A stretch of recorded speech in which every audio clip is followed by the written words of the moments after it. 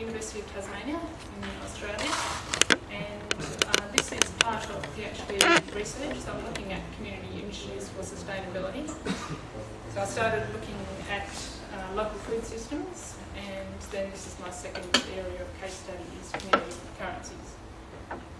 So I'm going to be talking a little bit about theory and then about an actual example in Tasmania. So to summarise, I'll talk a bit about the background for the research and for this paper.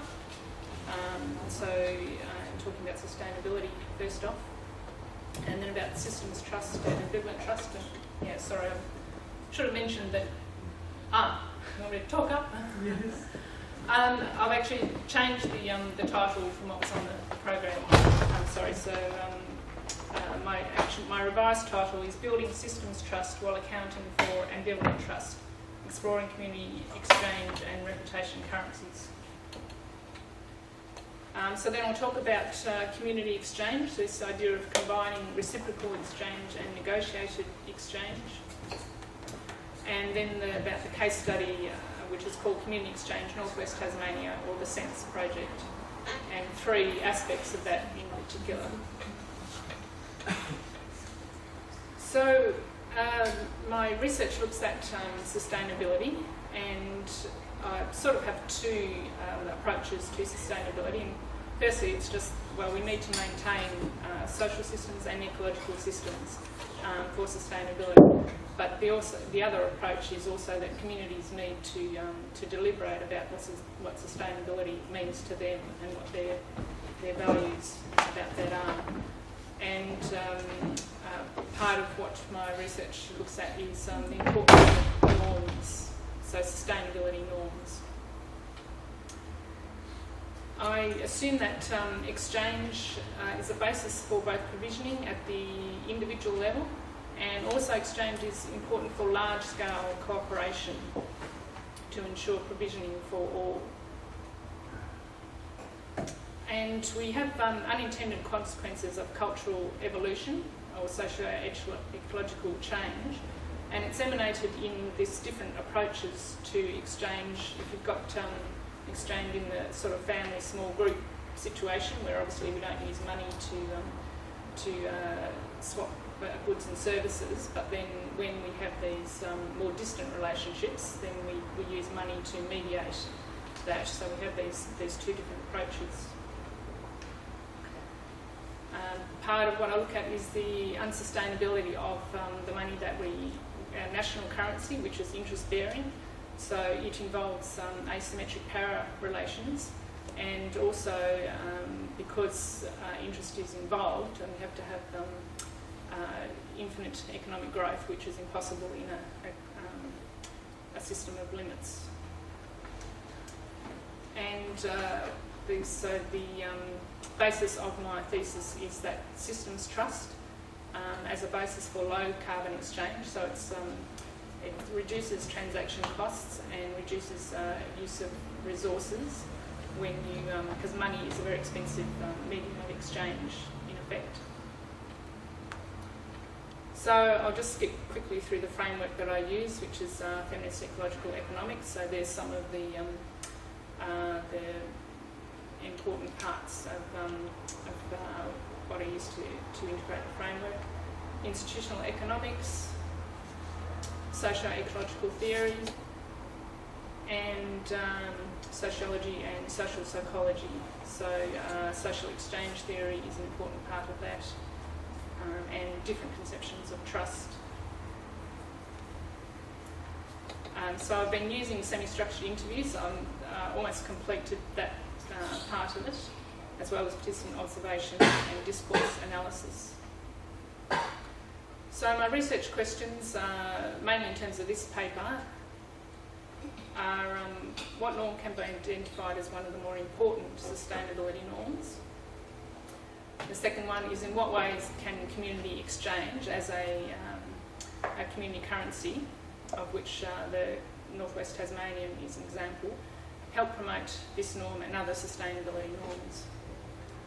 So my first basic hypothesis is that systems trust in reciprocity can be identified as the initial norm, arguably the ability to have the greatest impact on sustainability.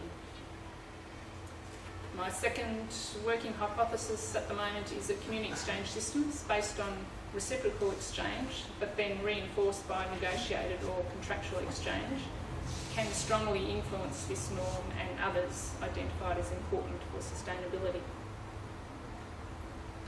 So the main assumptions are that norms, whether they're innate norms, so our instinctual norms, or whether they're learned through adaptation to socio-ecological change, are a major influence on our behaviour. And one of the most important norms is of reciprocity. So, people have heard of natural selection and group selection. So reciprocity has evolved through group selection. And then the idea of scaling up reciprocal exchange can form the basis of sustainability. So when you look at reciprocity, it's important to think of strong reciprocity, which is both positive and negative, internal and external sanctioning. So it's just punishments and rewards. Both of them are important.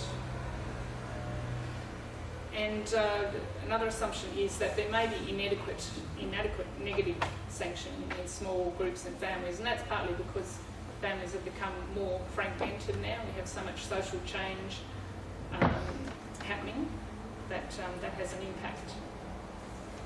And we have a reticence towards trust in people that we don't know, combined with norms of behaviour that fail to inspire trustworthiness, which I summarise as ambivalent trust. So that indicates the need to reinforce reciprocal exchange with negotiated or contractual exchange. So this idea of counting or accounting, so any exchange affects social relationships, and we've heard this morning from Keith Hart about the importance of exchange in building social relationships. And when there's no expectation of return or timely equivalence, such as within families, we don't say that we're only going to cook dinner, if our husband takes out the bins. Well, sometimes it does work that way, but you don't sort of pay money to each other to do those sort of things. But then the other side of that is that minimises opportunities to enforce accountability and responsibility if you just have this sort of very loose expectations. So therefore that points to this hybrid system of reciprocal exchange and negotiated exchange, which are classed as community exchange. So then to summarise the positive or functional aspects of accounting, so it's, in one respect you need that to actually hold people accountable and hold people responsible. And it does provide a measure of behaviours that are otherwise can be less visible. But the negative effects are that it increases transaction costs when you do use, say, money as a medium of exchange, and it has an inverse relationship to trust, because it's saying to people that, well, we need to use money so that we both make sure that we get what we want out of the exchange. So this idea of trust, that it is crucial for sustainability, and we know even with money, obviously money is based on trust for money to work. But then interpersonal trust is the basis for this broader systems trust. So we need to have trust in people that we do have face-to-face relationships, otherwise we cannot have a broader trust in systems. And it's basically trust starts from when you're born. That's when you build the ability to trust. So therefore socialisation becomes very important. And the idea of transitive trust, so if person A trusts person B and then person B trusts person C, then A theoretically can trust person C, and that's where you need reputations for C to be able to know that they can trust A. The idea of ambivalent contributions and ambivalent trust. So looking at the importance of contribution, the quote from Thomas is talking about the basic requirement of any currency system is to assure reciprocity, where participants must contribute as much to the community as they take out. So ambivalence basically is just talking about having opposite and conflicting feelings. So we do have an innate norm of contribution that's something that's built in, that unless we are contributing, we don't have full psychological health. But also there's the norm of, we can free ride, so we do have a bit of a tendency to do that at times. So then there's this ambivalent trust. So we want to have interpersonal trust with people, but we also know that there is free riding opportunities and it does occur, and that humans do have cognitive limitations. So therefore, again, going back to having this combination of reciprocal and negotiated exchange to try and address ambivalent contributions and trust. So I'll just go through basic functional aspects of community exchange systems. So I contend that one of the really powerful things about community currencies and community exchange systems is the ability to set rules within a community context and provide incentives towards behaviours that you actually want. And it also forces you to assess what your own needs are, what your real needs are, not the ones that are constructed by the market economy, and what skills you can contribute. So basically a currency increases a flow in terms of what is incentivised. So money tends to increase self-interestedness because it's the basis of it. A reputation currency aims to increase people's desire to be seen as trustworthy and to be able to reciprocate. So with the Sense project, another basic functional aspect of community exchange systems is just providing information. It's just letting people know who needs what, who's capable of providing what. And then we're looking at these other stages of the Sense project in terms of feedback, and then the reputation information. So in terms of quality, we're assuming that when things are peer reviewed, that adds an element of quality and trustworthiness. So in Tasmania, which is a very low socio-economic area and has quite a low population density, so therefore less opportunities for face-to-face relationships. So it changes the dynamics a fair bit. So this project began in 2001 with the governance phase. The project started to build basically from December last year is only really when it's started to get off the ground. So we're planning to continue the building phase into 2014. Well, obviously that's just an ongoing thing throughout its life, but particularly focusing on building this feedback phase and the reputation currency phase. So yeah, it's very modest at the moment, 74 members, but trades there, we had 84 trades in March of this year, 128 trades in May, so it's starting to build. And at the moment it's confined to the northwest of Tasmania, but Hobart, which is the capital of Tasmania, has recently become interested in starting a subgroup. So we see here that see Tasmania right down the bottom there, and just a part of that in the northwest. So total population of Tasmania, 500,000. That's pretty small in terms of population, and in the northwest we only have 110,000 people roughly, so a density of less than 10 people per square kilometre.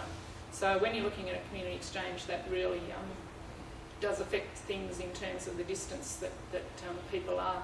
And we're about 400 kilometres from Hobart, so that has an effect as well. Fairly high rate of people on unemployment benefits and other state pensions, about 34%. So in terms of looking at the progress of the SENSE project, there was 3 things that I was looking at. Firstly, the rules to cater for ambivalence of contributions and ambivalent trust, the reputational currency, and thirdly, engaging with the state. So the governance phase, we selected the community exchange system, so for a number of reasons, but partly because of this intertrading, because we have low numbers in Tasmania, then it makes sense for us to try and build intertrading with other groups. We use the time bank model, but we trade goods as well, so we just have an hourly rate, which we then use equivalent market rates for goods.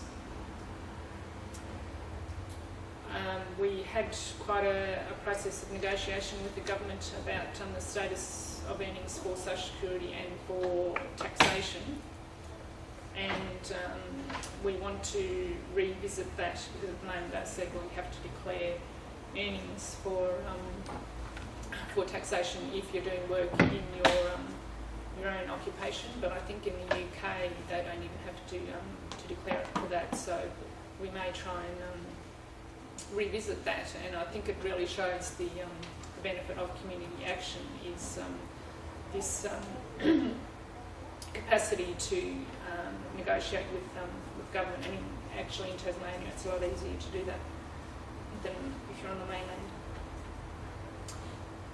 And we have developed the rules and regulations, but that's an ongoing process as well. So here's just a couple of quotes from our rules and regulations, and that's sort of come out of some early experiences where people were sort of trying to take advantage of the system. So we can't sort of be naive and sort of say, well, people are not going to take advantage of the system. We have to build in these rules. So with the limits, people can have a debit of 500. That's the maximum they can have as a debit, and 3,000 as a credit. So the idea of the reputation currency, so going back to the basic assumptions of trust as a basis for social order, and then reputations as a basis for systems trust. And here's just one of the quotes about reputation, that it's a shared or collective perception about a person. So, it's not just based on the individual subjective concepts. So through our dealings with others, an image is developed about how people conform to standards. So we're proposing at the moment that it is based on affinity groups, and it's in affinity groups that you can strengthen those negative and positive sanctions, which is harder to do in families in recent times. So affinity groups, this is out of Jill Safing. She was talking there about carbon reducing lifestyle changes, but it's a very similar concept. And one real advantage of community action in general, but also affinity groups, is the ability to use processes of deliberative democracy. So for communities to actually get together and debate about what they actually value, trying to build some sort of consensus about values and action towards those values. I've talked about changes in family structures, and also there's this inverse relationship between privacy and reputation. So we see quite an increase in concern about privacy, but the fact is that makes it more difficult to actually get information about other people, about their trustworthiness, etc. So it needs to be addressed. So it can reinforce family socialisation. Going to with the government, I guess one thing that is starting to come out in the conference already is that you have this paradox of if community currencies remain small, then governments are not too fussed about it. They will, we find in Australia that can be fairly neutral. They're not too worried because they don't see community currencies as reaching a level that are really going to decrease their taxation revenues too far. But we're sort of trying to get ahead of that and saying, well, we want them to grow. We want them to become a force where government does say, these are becoming quite big, and therefore how does that affect their position? But our thinking at the moment is, as Keith Hart was saying, about working with bureaucracy and trying to anticipate, where they're coming from and how we can actually work together. If you don't mind to wrap up. Yep. Okay. I think this is the last slide actually. So we want to revisit taxation ruling for the time bank model. And there is an opportunity, with looking at what government is trying to achieve. Obviously, they're very worried about unemployment statistics, so that's something that we will work with them on. And part of that is we have another project which is linking in with the community exchange about work for the dole. Insurance is an issue that we're working with them for, and whether down the track about payment of government rates with sense. Sorry, that wasn't the last slide. This is one of the last slides. They're things that we're working on.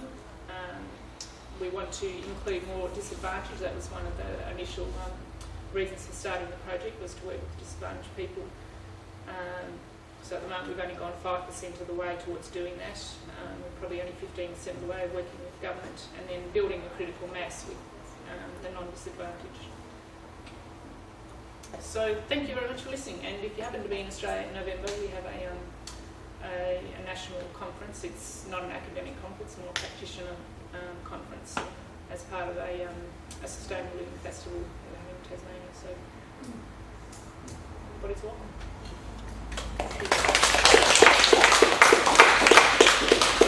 Yeah, so now we can go to the action for a break. There's tea and coffee, and the last speaker is going to expose in the next panel. And the last one, sorry for the delay. We have